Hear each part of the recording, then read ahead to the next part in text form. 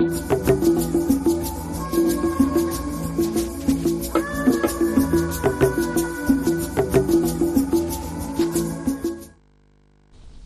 culturels, bonjour et merci d'être des nôtres. Cultura aujourd'hui va se focaliser sur l'édition Bilili. Il faut dire Bilili qui cette année a un thème métissage graphique. Et sur le plateau de Cultura, 4 intervenants pour nous dire des choses sur la présente édition, l'édition donc de 2018 de Bilili. Et je commencerai par vous présenter la promotrice de Bilili. Bonjour Eliance. Bonjour. En tout cas, je n'ai rien dit. Les téléspectateurs, on veut bien savoir davantage sur Eliance. Allons-y. Qui est Eliance? Alors, je suis auteur de bande dessinée. Je fais la bande dessinée qui s'appelle La vie d'Eben Douta, qui est d'ailleurs disponible pendant le festival, ensuite disponible à la FNAC. Je fais du stand-up et je suis la fondatrice du Festival international de la bande dessinée du Congo, Bilili BD. Depuis 2016. Depuis 2016. Merci, Eliance. Voilà, chers amis, vous avez suivi la présentation d'Eliance et il faut dire que là, la présente édition continue et hébergée totalement à l'IFC, Institut français du Congo. En tout cas, vous avez encore le temps de vous rattraper pour ceux qui ne sont pas passés par là. Barouti, cher ami. Voilà, je m'appelle Barley Barouti, j'ai fait de la bande dessinée, principalement, sinon j'ai fait de la musique et de la peinture. Mais je me considère aussi comme un opérateur culturel. Voilà. Voilà. Merci. Et très présent à l'IFC, il faut le dire. En tout cas, passez le voir à l'IFC pour ceux qui aimeraient bien échanger avec lui. Pierre Longuerit. Bonjour. Bonjour. Alors, je suis directeur général de la Cité internationale de la bande dessinée et de l'image d'Angoulême, qui est un établissement qui rassemble un musée, le seul musée qui existe en France consacré à la bande dessinée, une bibliothèque, une maison des auteurs qui accueille des auteurs en résidence, une librairie, un espace de friche artistique qui s'appelle la New Factory, et puis des espaces d'exposition. Donc c'est un établissement important en termes de surface, puisqu'il y a pas loin de 12 000 m². Nous avons une programmation tous les ans d'expositions et d'activités autour de la bande dessinée. Ok, merci.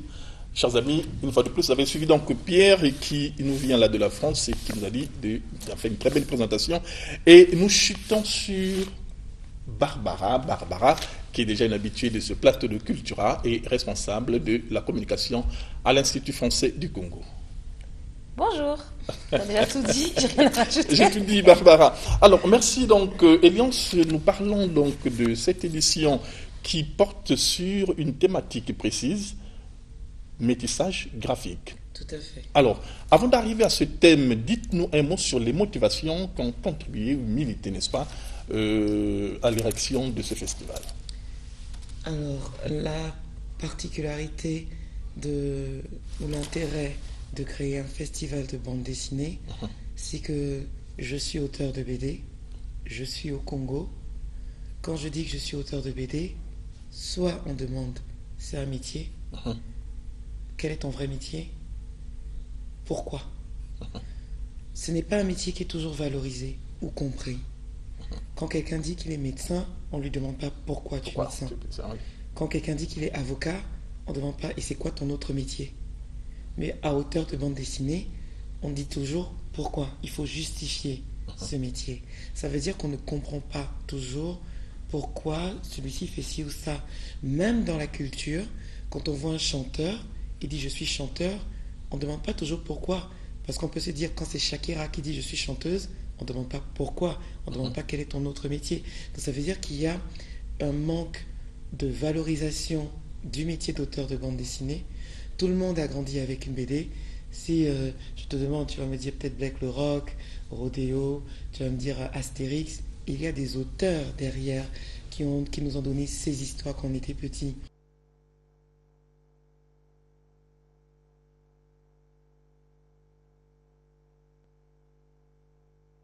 On ne demande pas pourquoi, on ne demande pas quel est ton autre métier.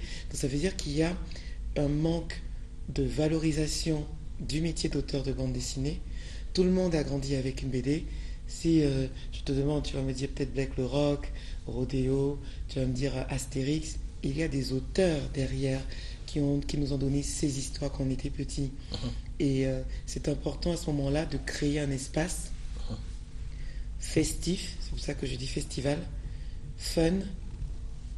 C'est pas une école d'art avec le canevas ou le format d'école. C'est un festival où on rassemble des auteurs ou des personnes qui dessinent dans leur chambre, qui aimeraient bien en faire un métier mais qui ont honte de l'assumer par rapport à tout ce que je viens de dire plus haut, voient d'autres personnes comme eux qui font ça en métier, qui en sont fiers, qui en vivent dignement. Quand on voit des profils comme le merveilleux profil de Barli Barouti, qu'on voit l'argenterie qu'il y a dans ses cheveux, on voit qu'il y est depuis un certain moment et il n'a pas l'air mal nourri. Donc ça veut dire qu'on peut être auteur de bande dessinée et être épanoui. Non, je parle concrètement. Yaya, je parle concrètement. Hein. Donc c'est pour ça qu'on crée ce genre d'événement. C'est pour qu'on se dise dans la vraie vie. Ce n'est pas un hobby, ce n'est pas un passe-temps. Il y a des gens qui prennent du temps pour raconter des histoires en bande dessinée, pour transférer un message, pas toujours pour des enfants seulement. Vous avez vu avec le travail qui nous est présenté ici, qui est aussi présenté dans le cadre du festival, toutes les cibles, à l'Institut français, toutes les cibles sont concernées par la bande dessinée. C'est vraiment un lieu de rencontre, d'échange, d'information, de boost pour le public curieux, pour les semi-professionnels, pour les professionnels du réseautage, afin de contribuer à valoriser le métier d'auteur de bande dessinée. Voilà. Merci Eliance. Alors, pourquoi métissage graphique? Pourquoi le choix de ce thème alors? Alors, le choix de la thématique métissage graphique est né d'un constat. Depuis la première et la deuxième édition, nous avons remarqué que pas mal de dessinateurs congolais dessinent avec de très fortes influences étrangères. Je prends en l'occurrence le cas du manga qui est japonais. Il y a plein de jeunes qui dessinent du Naruto, du One Piece, du Dragon Ball Z, ou alors avec, je prends le cas de Black Panther qui est la révélation 2018 pour plusieurs personnes qui ne connaissaient pas le personnage dans les comics américains. On reproduit ce qui se fait à l'étranger en perdant son identité. Et il y en a qui vont pousser le délire à dire je fais du manga congolais alors que le manga est japonais. Il n'y a pas un manga autre, le manga est d'abord japonais. Et l'idée de métissage graphique, vous l'avez vu avec l'affiche qui a été réalisée par une artiste africaine d'origine camerounaise, c'était vraiment de montrer qu'on peut avoir une influence, mais aussi avoir son identité. Barli Barouti est de l'école franco-belge, il a une influence, mais il a clairement son identité. Ce qui est mon cas aussi avec La vie d'Eben Douta. Je suis fan de manga, mais quand on voit mes BD, on ne voit pas tous les codes du manga. Donc, métissage graphique, c'était inviter les gens à se dire, on peut aimer quelque chose, mais on n'est pas obligé de reproduire nécessairement. Tout en subissant cette influence, qu'on peut se démarquer, n'est-ce pas, de l'influence première qu'on a naturellement, de ce qu'on consomme. De tout ce qu'on consomme, de la consommation. Mais tout en concédant naturellement généralement qu'au début, il y a cette influence que l'on porte pendant longtemps et quitte maintenant à l'artiste Barli de se démarquer, n'est-ce pas, des auteurs qui l'ont suffisamment marqué. Certainement qu'il nous dira tout à l'heure lorsqu'il prendra la parole. Tout à fait. Barli Barouti. Oui, je vais commencer par ça. Non, je pense que on a toujours un maître, quelque part. On a toujours des repères quand on commence dans un métier. On essaie de voir ce qui s'est passé avant, on essaie de s'en inspirer, mais petit à petit, comme elle vient de le dire, on s'en détache. Pas tout simplement parce qu'on le veut, on ne se rend même pas compte. On a d'autres pulsions, on a d'autres choses à raconter, on a d'autres choses à dire. Et c'est à ce moment-là qu'on se détache. Mais on retrouve toujours un peu, quelque part, le reste de tout ce que vous avez eu dans votre subconscient, il faut le dire. Et je pense que c'est le cas pour pas mal de choses. Et surtout au niveau artistique, on emprunte des choses, on prête des choses, on emprunte des choses. Et voilà, ça se passe comme ça. Alors, peut-être pas une façon de reprendre tout à l'heure l'intervention d'Eliance, mais j'aimerais bien savoir comment Barli Barouti est arrivé à la bande dessinée. Oui. Je pense que c'est la bande dessinée qui est venue à moi. Parce que, en fait, moi, j'étais dans un monde, disons, déjà mon monde familial, il faut le dire. Mon père était peintre, et puis mes frères, mes sœurs étaient des peintres aussi. Moi-même, j'ai commencé de la peinture, mais seulement comme j'aime bien qu'on me raconte des histoires, et que l'aspect graphique est arrivé en plus, l'esthétique. Et c'est ça qui a fait que je suis devenu vraiment un amateur de bande dessinée. J'ai commencé à lire des bandes dessinées, et petit à petit, j'ai commencé à les imiter, et, voilà, et jusqu'à devenir le petit Barley que je suis aujourd'hui. Merci pour la modestie. Alors, Pierre, nous avons parlé donc de ce festival international, n'est-ce pas, d'Angoulême, et aujourd'hui présent à Brazzaville. Quel est l'intérêt pour vous et qu'est-ce qui justifie votre présence et en quoi, n'est-ce pas, aujourd'hui vous pouvez capitaliser cette présence à Bilili, 3e édition?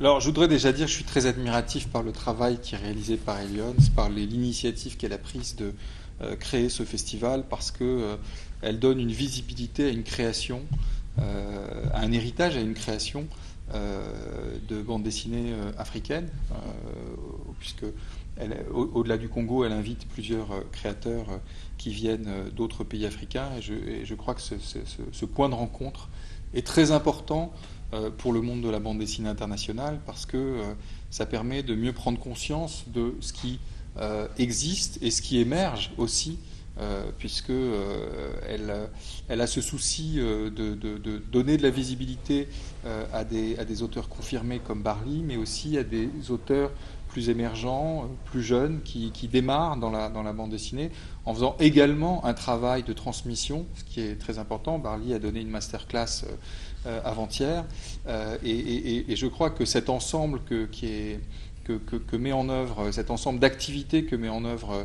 Elions est vraiment très important, et ça nous intéresse, nous, à la Cité internationale de la bande dessinée d'Angoulême, parce que nous souhaitons développer un partenariat avec le festival, et d'ailleurs tout à l'heure nous allons signer une convention de partenariat pour 3 ans pour échanger, pour travailler ensemble sur divers sujets, et le président Macron a souhaité que l'année 2020 soit consacrée aux cultures africaines.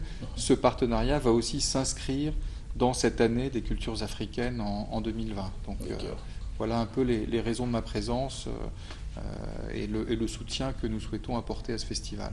Ok, merci. Est-ce que vous pensez que Bilili aujourd'hui peut constituer un vivier pour vous? Vous avez certainement aussi déniché des talents, peut-être beaucoup de choses que vous pouvez nous partager.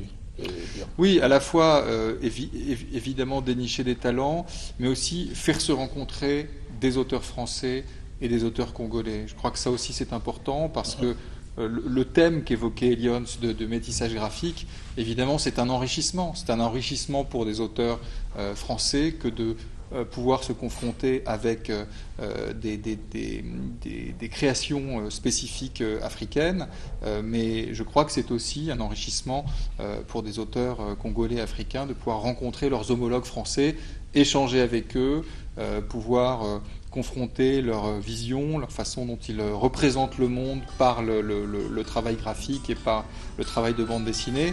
Donc je pense que c'est d'un côté et d'un autre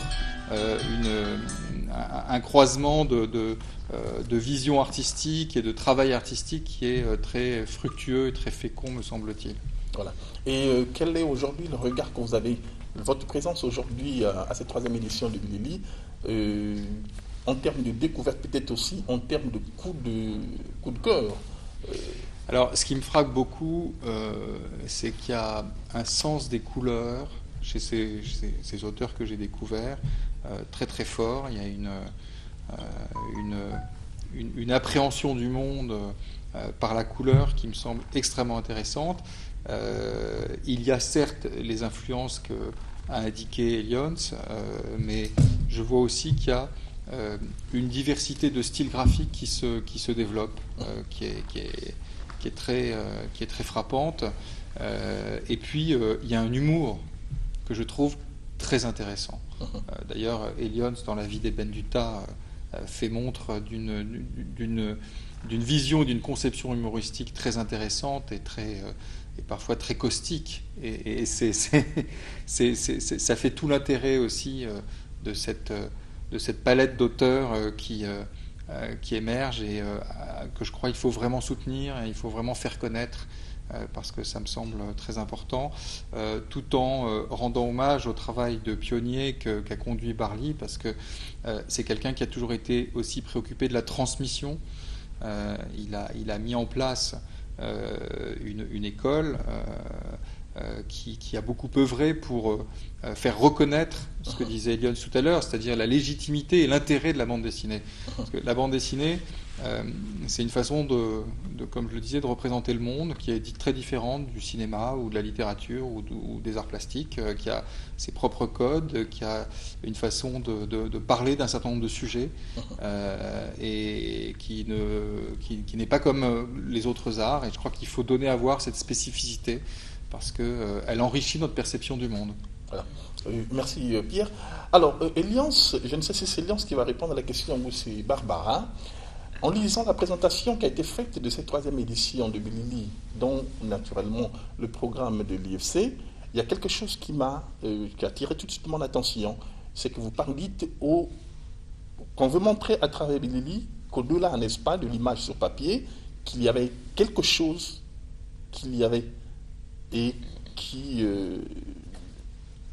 naturellement, Eliance doit se retrouver. Et quel est l'intérêt, n'est-ce pas, que vous voulez montrer qu'il y a au-delà de l'image sur papier lorsqu'on a la bande dessinée? Oui, à ce moment-là, effectivement, Barbara va répondre. Non. D'accord. Non, Barbara ne va pas y répondre. Oui. Mais effectivement, c'est inscrit dans le programme de l'IFC que la BD existe au-delà du traditionnel crayon et papier. Merci de retrouver c'est exactement ça qui était écrit. Pourquoi? Parce que ça, c'est un constat qu'on a fait depuis la première édition. La plupart des auteurs se cantonnaient à « il me faut un papier, il me faut un crayon ». La BD, on peut l'exprimer de tellement de manières différentes. Il y a, je prends le cas d'une dessinatrice européenne qui s'appelle Aurélie Levaux, qui fait de la BD cousue sur tissu. Elle coud ses bulles, elle coud ses personnages. La BD, on peut la faire sur bois. On peut faire des gravures. On peut décider de faire des toiles immenses et en faire des cases et pas seulement des tableaux. Donc, c'est dans ce sens-là que j'allais quand je parlais de décloisonner. Il y a des personnes qui, depuis la première édition, pensaient la BD au format A4. Alors que des personnes comme moi, par exemple, je travaille en format A3, qui est un format plus grand. Barly, il va passer dans des formats impossibles. C'est-à-dire, parfois, il va faire des super grands formats, mais après, à l'impression, on va avoir des formats classiques parce qu'on pense comment on va ranger les BD dans les bibliothèques. C'est pour ça qu'on va parfois avoir des contraintes de certains formats à l'édition, mais à la conception, et c'est ça l'intérêt des expos aussi, c'est de voir les formats, de rencontrer l'artiste qui explique pourquoi il pense avec ce type de format.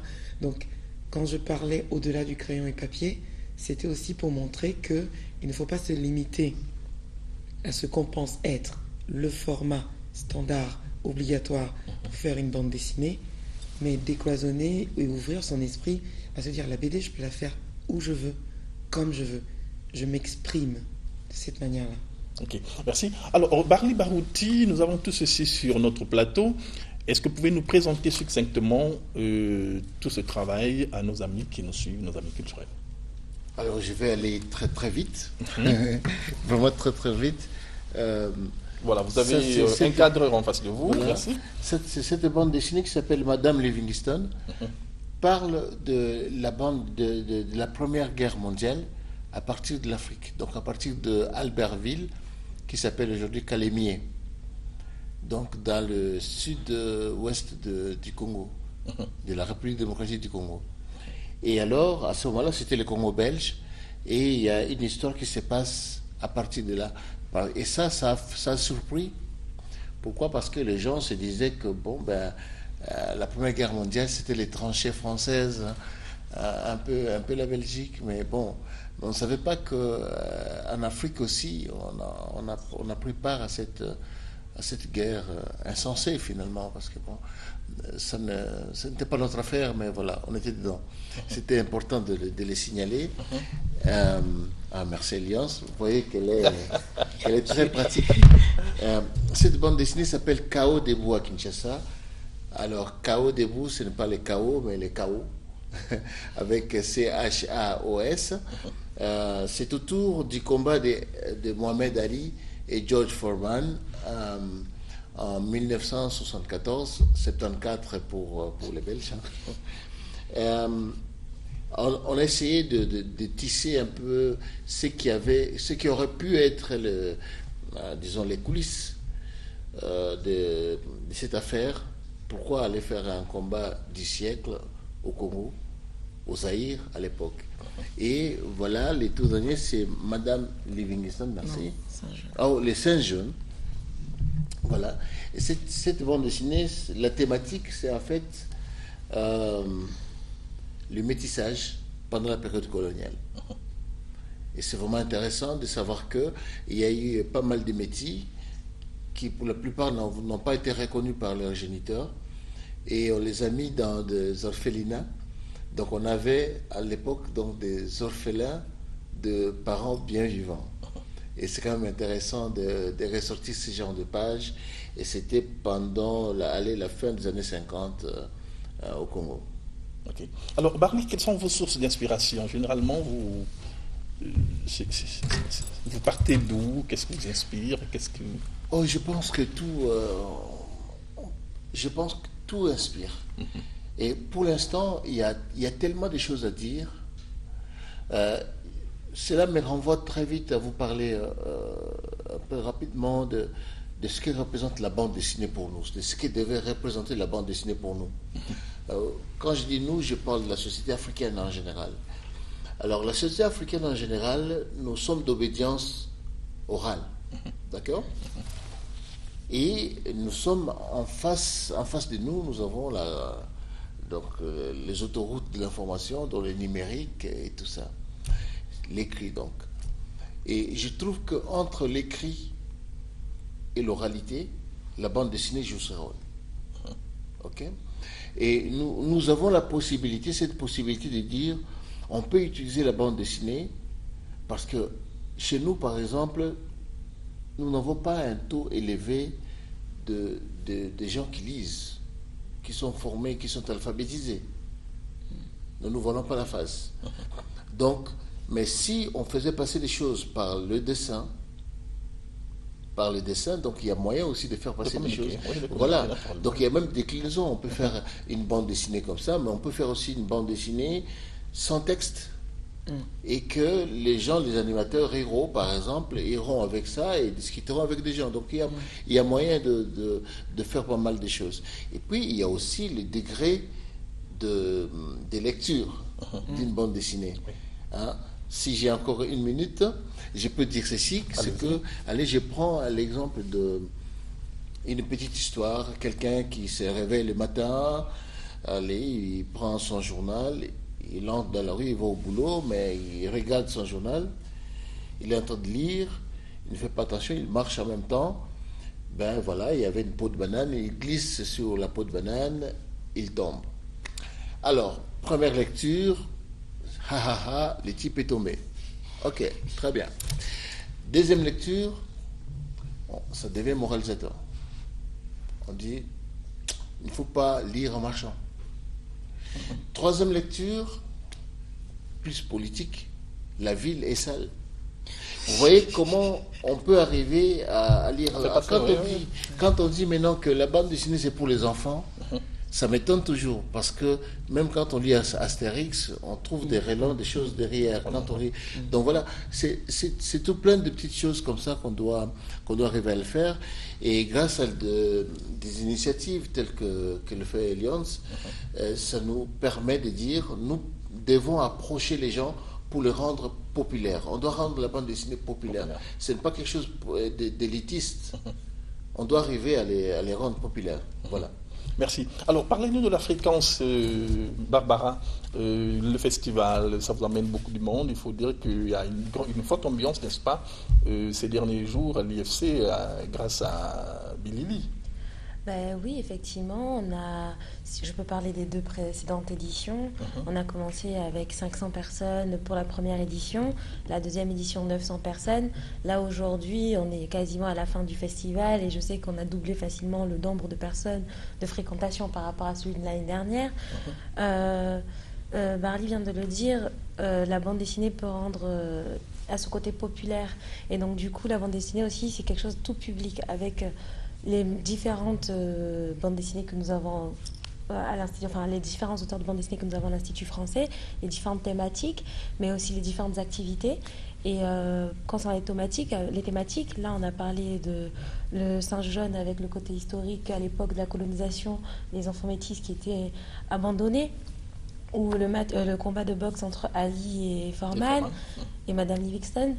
On a en ce moment aussi, on a eu pendant le festival le rapport Brazza et le Congo 1905 rapport Brazza en bande dessinée qui a été présenté. Et c'est vrai que tout à l'heure, on en parlait. On en parlait tout à l'heure. Effectivement, ça permet aussi de faire connaître aux Congolais, aux Brazzavillois, une partie de leur histoire à travers cette bande dessinée. Et on a eu l'occasion de faire du hors les murs. Donc tu parles de la fréquentation, notamment au niveau de l'IFC, mais pas que. On a fait du hors les murs pour la première fois avec la présentation de cette bande dessinée au mémorial Pierre Savanian de Brazza, avec une expo qui est jusqu'alors disponible au mémorial. Donc si vous n'avez pas eu l'occasion d'assister à la conférence mardi dernier, vous pouvez toujours aller au mémorial et voir l'exposition autour de cette bande dessinée. À l'Institut français, il y a eu les différentes conférences, il y a eu les masterclass, il y a aussi les jeux vidéo, il y a aussi les stands des différents auteurs, si vous voulez échanger avec eux. Et tout ça réuni a engendré beaucoup plus de fréquentation. Là, je dis doublé parce que je ne veux pas dire de bêtises, mais je suis sûre qu'on a eu beaucoup plus. On a le concours de cosplay, oui, triplé. Oui, les concours aussi. Le premier jour, tu te souviens, rien que le premier jour, on avait déjà dépassé, on était à plus de 1000 entrées. Et voilà. Sachant qu'on a dépassé le record de l'année dernière. Les 2 premières éditions, oui. Alors, c'est quoi les perspectives, Eliance? Est-ce que vous pensez que Bilili aura toujours son site de l'IFC, donc l'Institut français du Congo, ou dans les perspectives, vous pensez qu'un jour, que cela pouvait, n'est-ce pas, être mobile, retrouver ce festival dans d'autres sites que l'IFC? La vraie perspective du festival, ce serait que pour son 10e anniversaire, que lorsqu'on pose une question à quelqu'un dans la rue, est-ce que tu connais une BD congolaise qui donne un nom sans réfléchir, de la même manière qu'on parle d'Astérix Obélix sans réfléchir.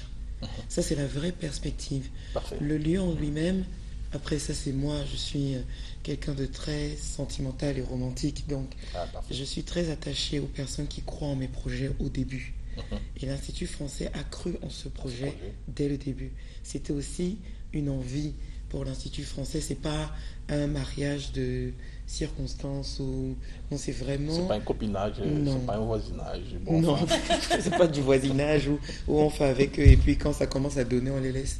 Non, c'est vraiment une envie dès la première édition de la direction, dès la direction de l'Institut français, toutes les personnes qui avaient été rencontrées, que ce soit à la médiathèque, à la programmation communication, à la direction, chacun voulait qu'il y ait un événement pour célébrer les auteurs autour de la bande dessinée.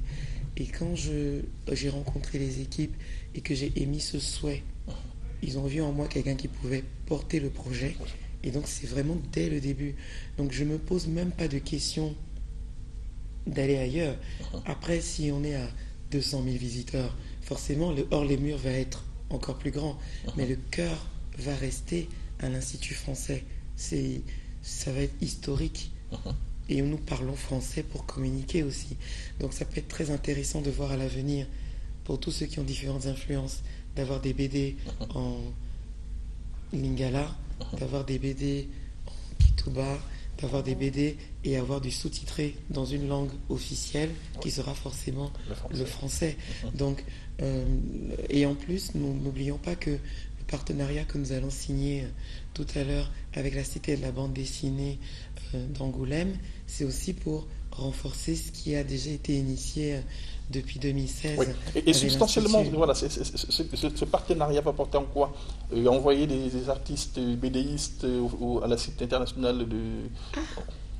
Ah, mais voilà, il ne faut pas Eliance. dire ça comme ça. Merci, Eliance. Parce que Alors, allons-y. le taux d'influence peut doubler, mais pas pour les bonnes raisons. Ah bon, alors, Faut pas dire des choses comme ça à la télé. bon, alors, dites-nous Bon, substantiellement. en fait, depuis 2016, on travaille à révéler les auteurs. Le travail avec Barli, vous savez, pour la petite histoire, c'est pour ça que je dis je suis sentimental. Allons-y. Barli Barouti est quelqu'un que je connaissais sur Internet. Comme les Wikipédia, quand on connaît, maintenant il est malheureusement décédé, Stan Lee, toutes ces grandes figures. Barli, je le connaissais sur Internet. J'espérais un jour le rencontrer. Je n'imaginais pas que j'allais le rencontrer un jour parce qu'il était déjà trop haut pour qu'on puisse l'atteindre. Descendre, Il est bon. déjà éditable en Europe, il prend les avions tout le temps. On est des petits dessinateurs, on rêve aussi d'avoir le visa pour aller à l'étranger. On espère qu'on va rentrer. Et un jour, je l'ai rencontré et j'ai vu la simplicité et tout ce que je voyais sur Internet, il l'incarnait. Donc il n'y avait pas de mensonges ou on n'embellissait pas le discours. Il voulait vraiment transmettre aux jeunes générations. Il a continué à être prolifique. Parfois, il y a des auteurs qui ne le sont plus, qui sont restés sur un trône et qui n'évoluent plus. Alors que Barli continue à produire. Et c'est aussi ça l'intérêt de l'avoir à notre festival. C'est de dire non seulement il y a des personnes qui ont une certaine longévité, mais qui continuent à produire du travail de qualité.